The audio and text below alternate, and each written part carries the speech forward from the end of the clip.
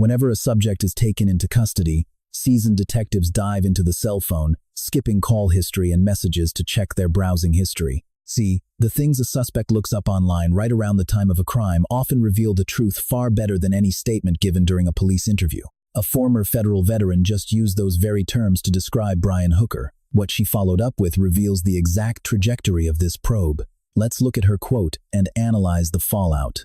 Coffin Daffer mentioned to Newsweek that if they cannot find Lynette Hooker's remains, the prosecution's hand might be a bit weak.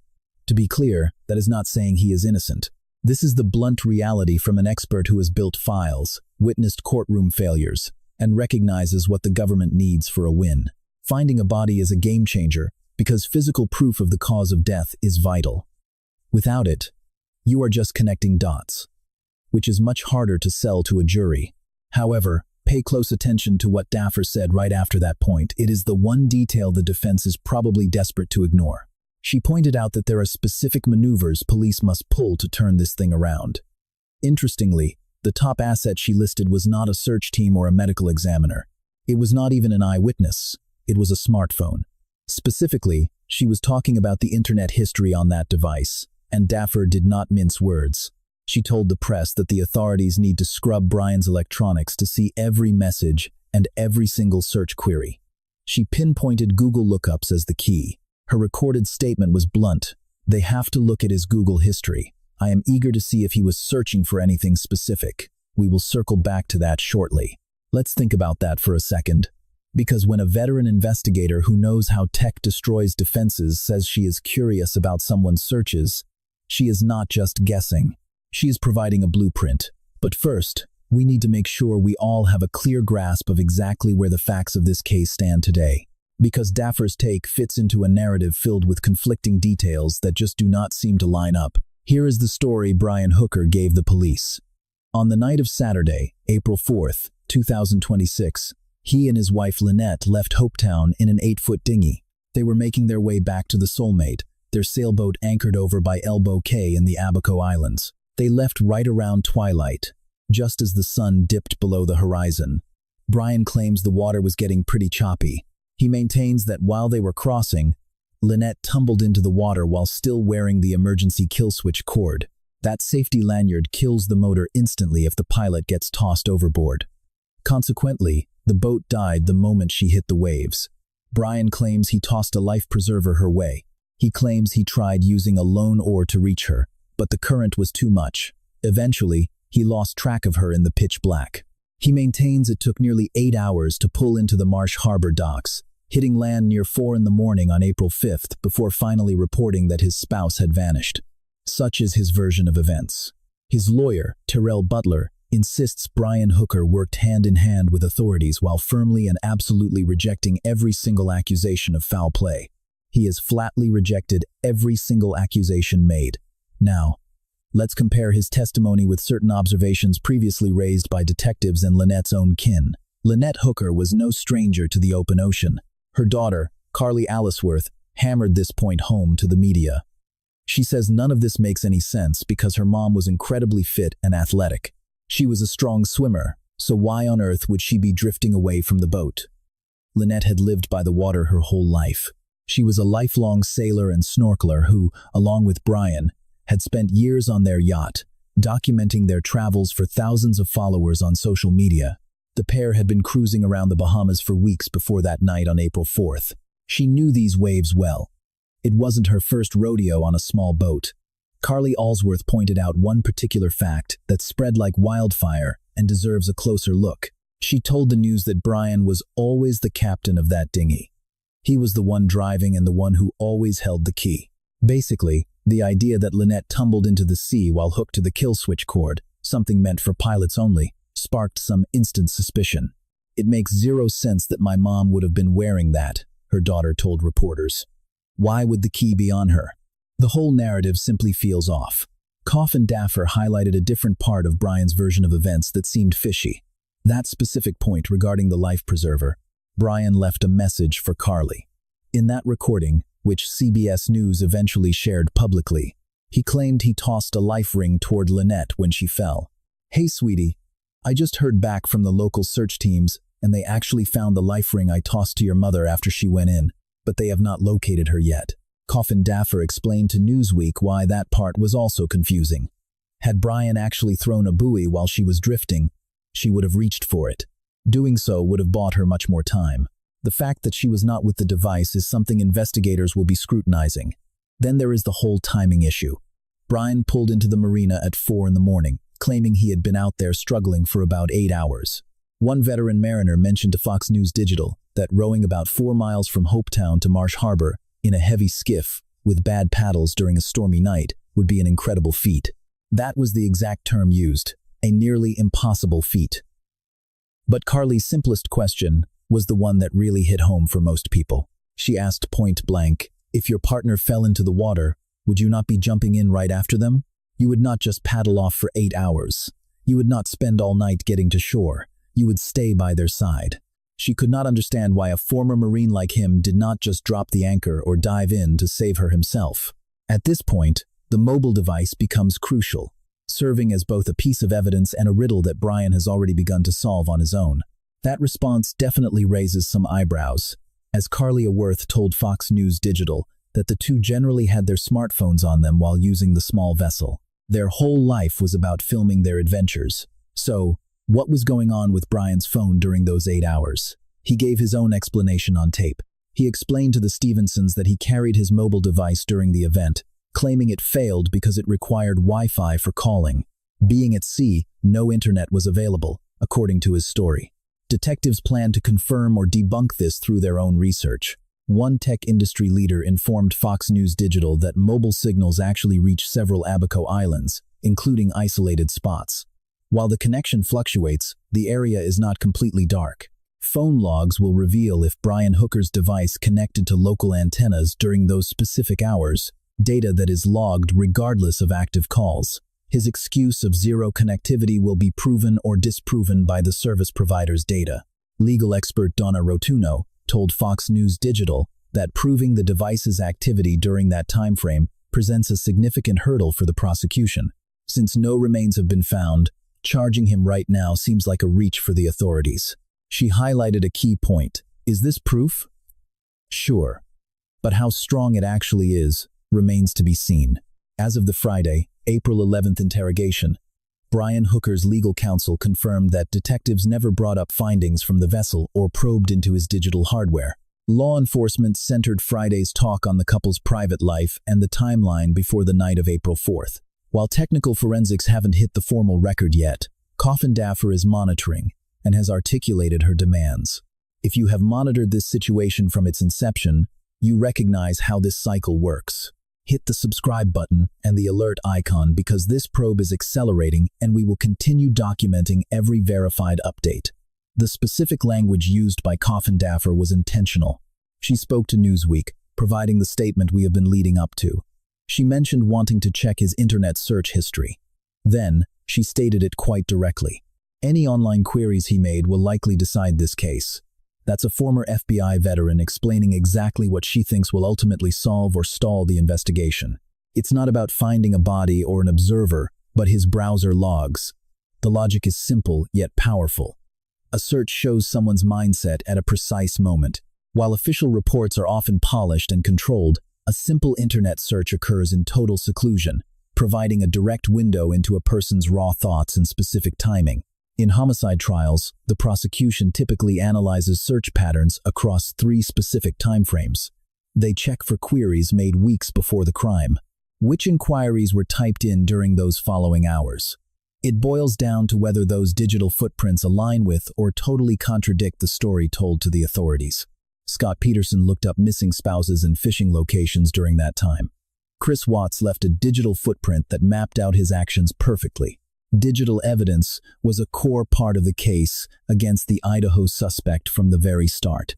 Many cases have been cracked wide open by search logs, a trend that grows as smartphones become more essential to daily life. Coffin Daffer understands this, having worked within that system. When she mentions that Brian Hooker's Google logs could win the case, she is being completely literal. She has seen it work before. So, what are detectives actually hunting for? Step 1. Digital forensic analysis. Did Brian Hooker's online activity prior to April 4th reveal a preoccupation with tidal movements, how long bodies stay afloat, or the exact seafloor depth around Elbow Cay and Hopetown? An innocent person would have no reason to look those things up, but someone planning something specific would have every reason to check. Why would a man research the physics of falling overboard at night in the Abaco Islands? Secondly, let's talk environment. Brian told the cops that the weather was fierce, with howling winds and choppy water. However, detectives are desperate to solve this piece of the puzzle. Did Brian pull up a meteorological report for the Abacos before launching that small boat? If he did, what kind of warnings were posted?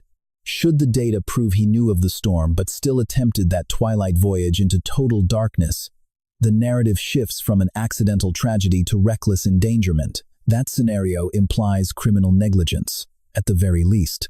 The alternative suggests a far darker motive. Point 3. The timeline following the event. What was Brian Hooker scrolling through during those hours he claimed to be rowing back to land? What was his search history upon reaching the docks? Furthermore, what did his browser show between the time Lynette went missing and the moment he was handcuffed on April 8th? Post-incident activity reveals what a person is truly concerned about or trying to hide. Getting a handle on their motives and staying one step ahead was the main goal. Daffer explained to Newsweek that both local police and federal agents realize they need these files immediately. She believes that pulling info from search giants or his personal hardware will be a major focus. She also pointed out another factor that places a heavy burden on the clock. If a suspect walks free without an indictment, hauling them back in later is nearly impossible, regardless of new proof. That window for building a solid case is everything. Every single tick of the clock counts. Let's be clear about the hardware. As of April 11th, his attorney said police didn't ask about his devices on Friday. However, that doesn't mean they aren't looking into them. Police don't always reveal what proof they have gathered. The Coast Guard has also started their own criminal probe. Moreover, federal agents utilize specialized legal mechanisms and authorities to secure electronic evidence from domestic firms that are unavailable to the local Bahamian department. Since Google is based here, they prioritize official American warrants or subpoenas over the informal requests typically made by foreign police departments. That was exactly what Coffindoffer meant by suggesting that authorities everywhere feel the pressure to make Google comply. This federal component is a game changer. Bringing in the Coast Guard is key because the most effective way to recover Brian Hooker's electronic history is through the domestic legal system, as the United States retains oversight of its citizens even for incidents occurring in overseas territories. One final component of this tech mystery exists outside of search history, and it ties directly into a lead that forensic teams are preparing to examine thoroughly: the phone conversation. News outlets verified a recording of Brian's call to the Stevensons on April 7th, 3 days after the disappearance, and 1 day before he was jailed. "I tossed her a seat cushion from the boat right after she fell in," he said. During that talk, he described a series of disasters. He talked about her falling into the ocean. He said the wind pushed his small boat away. He claimed she swam for the yacht while he drifted off. He told them he was on the water for 7 hours before reaching the next island. He also admitted he had his phone but claimed it only worked on Wi-Fi, which wasn't available in the open sea. That recording is public now, but the call's metadata, the time, recipient, length, and tower location, is the specific data that service providers can provide. It provides a narrative distinct from the talk itself. It shows exactly where his phone was located and when. The carrier info will either verify his Wi-Fi claim or prove it was a lie. The key information currently sits on a server, pending a formal subpoena. Coffindoffer is banking on that legal step. She pointed out to Newsweek how this electronic footprint links every other piece of the puzzle detectives are piecing together. Beyond the web history, she emphasized that the prosecution must examine what digital trails exist in texts, emails, and social media platforms. She posed critical psychological queries. What was Brian's state of mind before the tragedy? Did any digital exchanges in the days leading up to April 4th reveal an aggressive tone? Were there witnesses to any physical altercations? Was there any paper trail between the two of them or between Brian and outside parties that alters the narrative of that evening? These are far from hypothetical concerns. They are concrete inquiries with potential resolutions stored in the same digital vault as the Google history on Brian Hooker's device. Coffindoffer specifically highlighted that their turbulent past suggests a motive. Yet she noted that law enforcement needs to uncover something more immediate than a long-term pattern of conflict. The case requires evidence tied to that specific time frame, perhaps in messaging logs, browser history, or hardware data. Carly Allsworth has emerged as the most vocal figure regarding the state of their marriage. She informed NBC News that her mother and Brian had a chronic history of friction, particularly during bouts of drinking. She told CNN the dynamic had turned physically aggressive before. She shared with the press that her mother previously admitted Brian had once tried to strangle her. Most shockingly, Allsworth told journalists that Brian had allegedly threatened to toss Lynette off the boat in the past.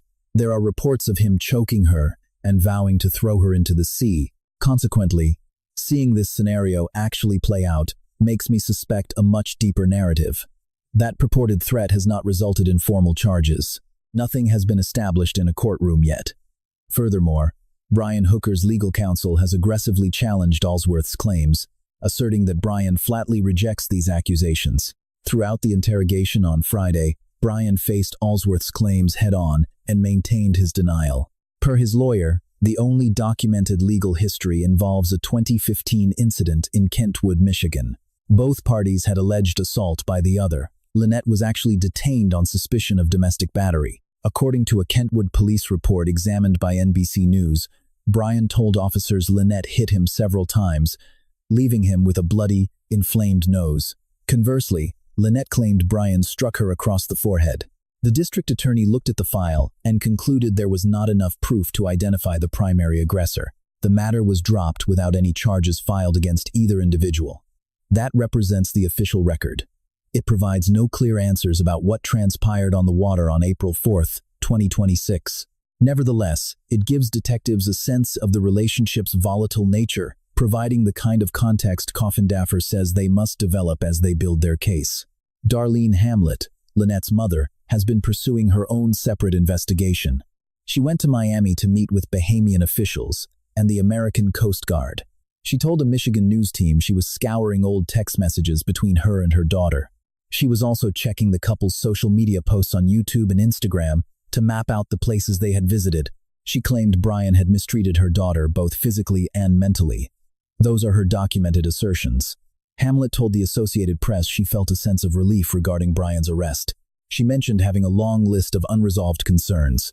She stated the family still clings to hope for a miracle, noting her daughter Lynette was a seasoned woman of the water who spent her life sailing and navigating, yet she remains missing. The mission officially turned from a search for a survivor to a body recovery on Tuesday, April 7th. Authorities from the Royal Bahamas and the United States Coast Guard have scoured the area near Elbow Cay. Only a single life vest has been found. Brian Hooker, 58, has been in jail since his arrest on Wednesday, April 8th. His lockup was pushed to Monday night, April 13th, after a judge signed off on an extension. His defense team says the questioning focused on their private lives and the events leading up to the incident. She claims he was never asked about physical evidence or lab results during the Friday interview. She maintains he is being helpful. She describes him as being in a very delicate mental state. There is another specific incident from the arrest that has sparked its own wave of speculation. While in custody, Brian was taken back to the Soulmate so police could search the boat. While on deck in handcuffs, Brian went overboard. His lawyer released a statement claiming he was clutching clothes in his cuffed hands and tripped during rough weather. His flotation vest worked, and the police fished him out. He received medical care for a hurt knee. What started as a standard missing person file on April 5th has transformed in just a week into a massive international criminal probe involving two nations, and the man at the heart of this drama sits in a Bahamian jail without charges, fighting every single claim against him. We circle back to Jennifer Coffindaffer, because every element of this case, the history, the timeline, the physics leads back to the one digital smoking gun she highlighted, the mobile device. If Brian Hooker had his phone on that small boat, and Carly Allsworth insists the couple always kept their devices on them, then that hardware witnessed everything. The trip from Hopetown, the crossing to Elbow Cay, and the midnight tragedy. During the hours before Brian reached the docks, he claims his device had no reception and only functioned via local Wi-Fi. Phone company logs will either back up that story or expose it as a lie. If those files reveal cellular activity when Brian says the phone was dead, That is a hard truth he cannot escape. If that device caught a signal even for a moment, it was communicating with towers. It was archiving his every move. Any modern smartphone tracks position through GPS and cell tower data. Even if no one is calling or texting, that trail is recorded. And if the device was used for searches in that time frame or shortly after, those queries are burned into Google's database. Coffindaffer told Newsweek that every investigator on the team knows how vital that Google data is. She said obtaining it is a top-tier priority. She expressed a keen interest in seeing the results. Here is exactly why that specific data is so monumental. If the search history on Brian Hooker's phone before April 4th mentions tides, water currents, drowning statistics, or how to survive the Bahamian Sea, or anything suggesting a calculated interest in what happens to a person lost at sea, in the dark, the defense is in serious trouble. That is the kind of detail a jury never forgets. It is the exact type of evidence that defense lawyers spend years trying to justify. Any web activity logged in the hours following Lynette's disappearance that is not related to finding help or checking news updates is a major red flag. That alone creates a massive legal hurdle. When you look is just as telling as what you look for. Usually, someone whose partner just vanished in a tragedy is frantically Googling help. A person who anticipates a tragedy will browse for much different things than a grieving spouse. If his phone was silent, deactivated, or located somewhere far from Brian's claimed rowing route, that provides a different kind of smoking gun. A missing digital trail where one should exist is damning evidence.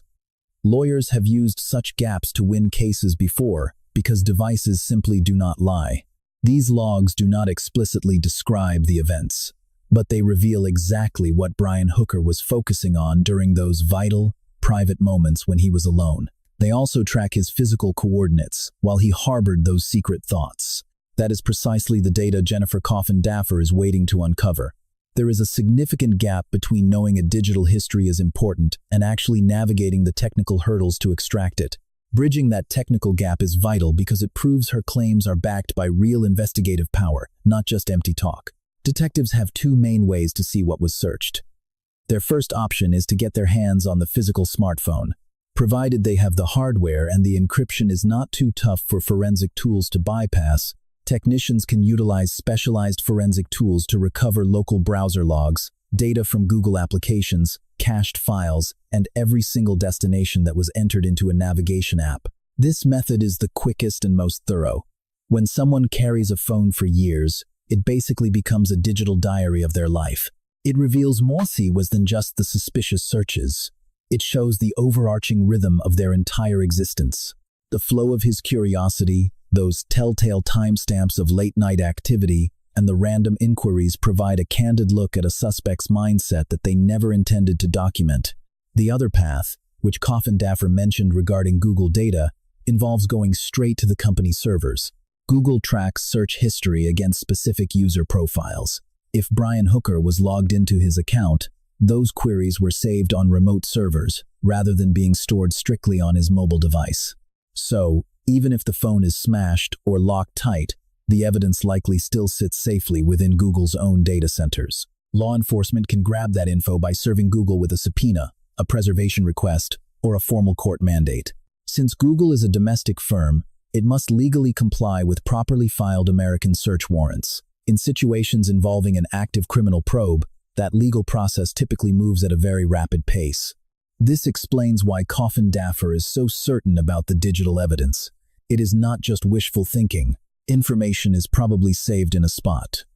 The real issue involves if detectives can reach it, how fast they act, and what the findings reveal later on.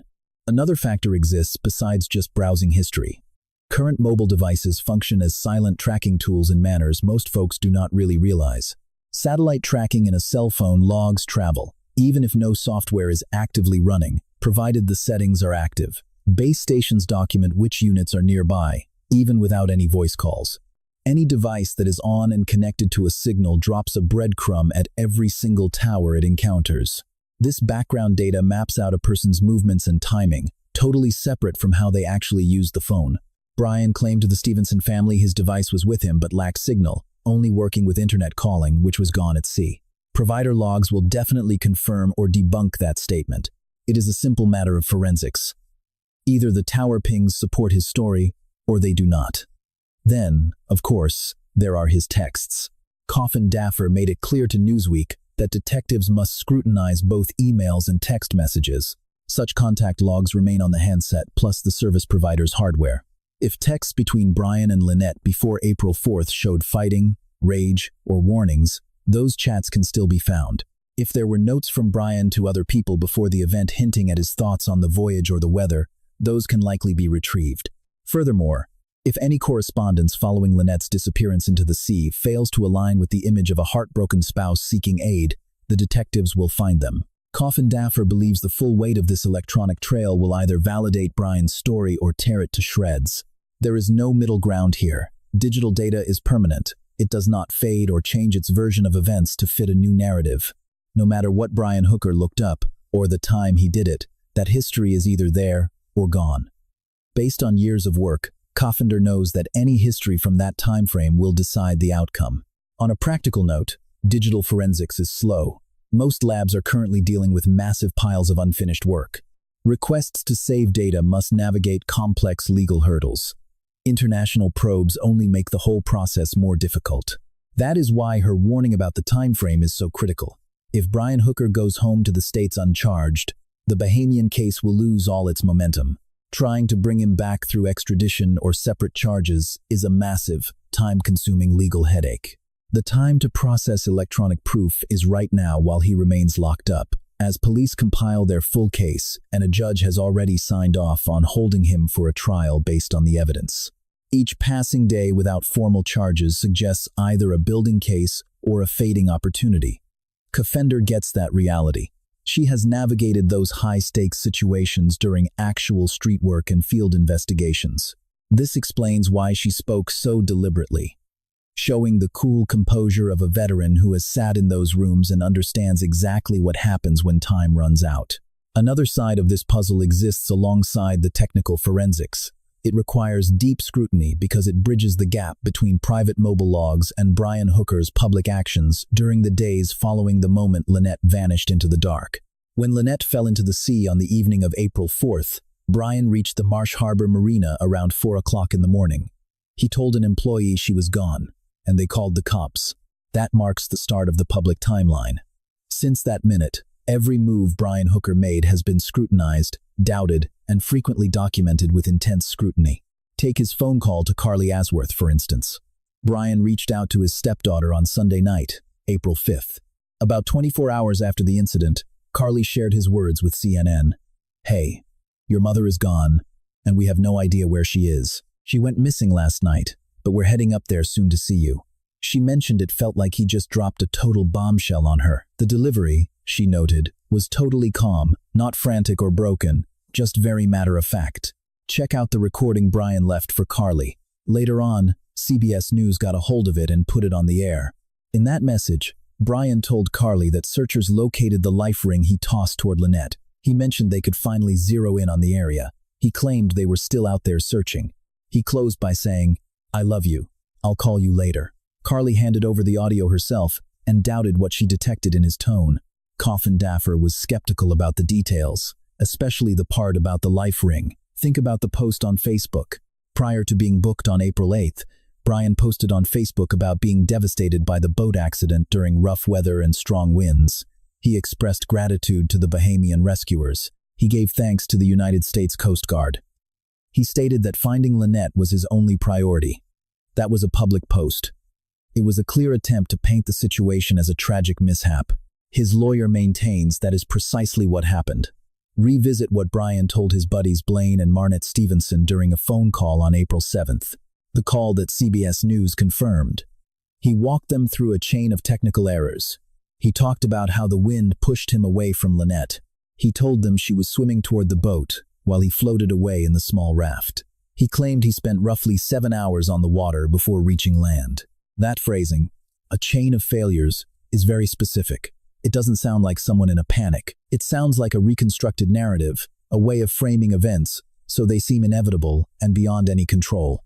Then you have the actual arrest. Once Brian was in custody, officers took him back to the Soulmate to search the boat. While on the deck with his hands cuffed, Brian fell into the water.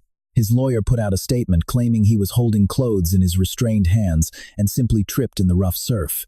His life jacket popped up and the cops pulled him back in. After being treated for a hurt knee, the questioning began.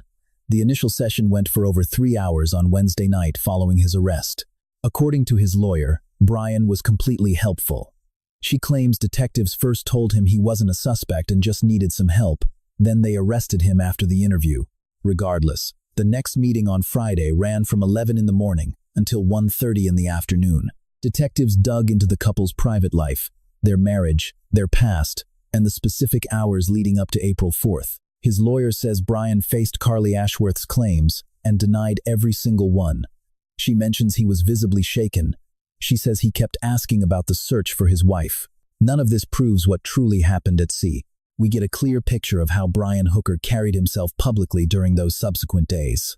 Detectives are now weighing those actions against his official story and the testimonies provided by Carly Ashworth and Darlene Hamlet. And they are doing this while waiting for the data that Coffender believes is the heart of the case. The behavioral profile and the digital trail are the two main pillars of the investigation. Coffender understands this. She told Newsweek that everything hinges on social media, text logs, email records, witness accounts, Brian's prior behavior, and whether anyone saw them fighting. She was pointing to a collection of evidence, not just one single piece of proof, but a pattern that either fits or falls apart when compared to Brian's story. That phone is likely where the facts will either back up or debunk the tale Brian Hooker told. That is why Coffin Daffer is so curious. That is why she made those comments. That is why this investigation, even without a body, formal charges, or despite his lawyer's claim that he is just an innocent, traumatized man, isn't going away. An ex-Federal Bureau of Investigation agent reviewed the facts and pointed straight at the mobile device. She said the outcome depends on his search history. That is not just an opinion. That is years of experience. This is coming from someone who has seen these cases from the inside, explaining in simple terms where the proof will be found or where a lack of it will be telling. The ocean has not returned what was lost, but the computer servers might. There is a chance that the digital trail does not give investigators what they are looking for.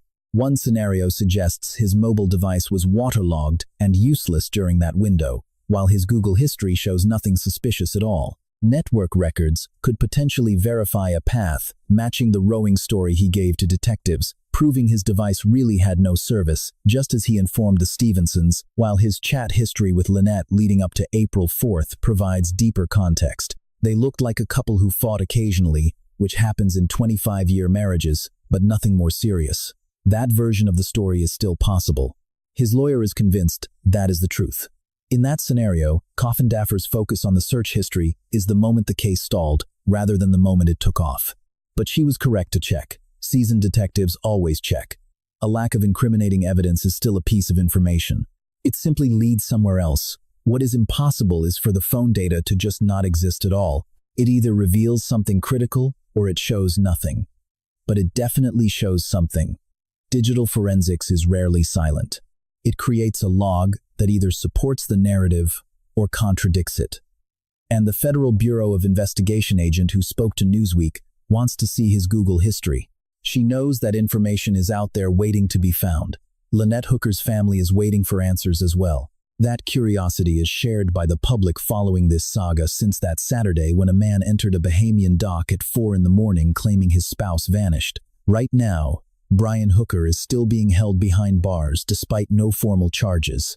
A Bahamian judge extended his detention until the night of Monday, April 13th. Per the statutes there, the police can lock up a person of interest for 48 hours via judicial approval during an active probe. The outcome of that specific time frame will drastically shift the trajectory of this entire matter. Terrell Butler, Brian's lawyer, told CNN that the police asked for one final interview on Monday. Once Monday night rolls around, officials must choose to either set Brian Hooker free, indict him officially, or petition the court for even more time to keep him locked up. In her talk with Newsweek, Coffin Daffer highlighted this critical juncture, noting that if the law lets someone go without an indictment, hauling them back in becomes a massive hurdle even if new proof surfaces later.